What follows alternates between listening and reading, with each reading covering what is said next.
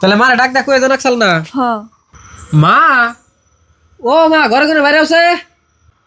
কি কস গে দাদা হসকে আমার হুজুর বাতি করে যাবত দিছে তাহলে তোমারও যাবত দিছে আর আঙ্গ দুজনের যাবত দিছে নাও তাহলে যাই ঘুরে আইগে কে তোকে দুজনে জাফর দিছে আমার জাফর দিছে কে সুড়াকে তার জাফর দে নাই মা তোমার যাবত দিছে আঙ্গ দুজনের যাবত দিছে আবার ওরও যাবত রাখবো তাছাড়া আমার শ্বশুর হলে হলো গরিব মানুষ তারা যেখানি পারছে হেথানি তো করছেই আঙ্গ তিনজনে তো যাবত দিছে নাও যাই নাম জাম না তোকে জাফর দিছে তোরা জায়গা আমার সুড়া পুলে থিয়ে দাম জাম না জাফর খেবে ও বোনা গেলা তুমি তো তোমার এই ছোট বলা করে এই তুই আইলে ওই নাও আমরা জিগে হ নও একজনে না গেলে তার হাতে পায়ে ধরে নিয়ে যাই না তে কি ঠেকা পড়েছি মা তুমি মন খারাপ করো না, আমার জবাব দেয় না তাই কি হয়েছে, আমি এখানে যাই বাজার থেকে মাংস নিয়ে আইতেছি। হগে দে যা তুই নিয়ে আয় গে হ্যাঁ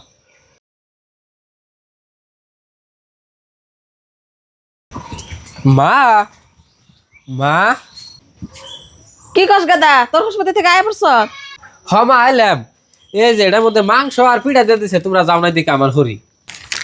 না মা নিও না, খারাও। কে জন তুই আমার এটা কি কথা কস মা নিব না কে কিনে কে নিব? তুই যে তোর শ্বশুর বাড়ি গেছিলি, মারে তুই নিয়ে গেছিলি, মারে না তুই থুয়ে গেছিলি। এই তো তোর শ্বশুর বাড়ি জিনিস তোরা খাগা, মারে আর আমার হাত দিস না, বুঝছত কি না? শুন মা, আহ করে হ মারা যাবো তাই হোক গে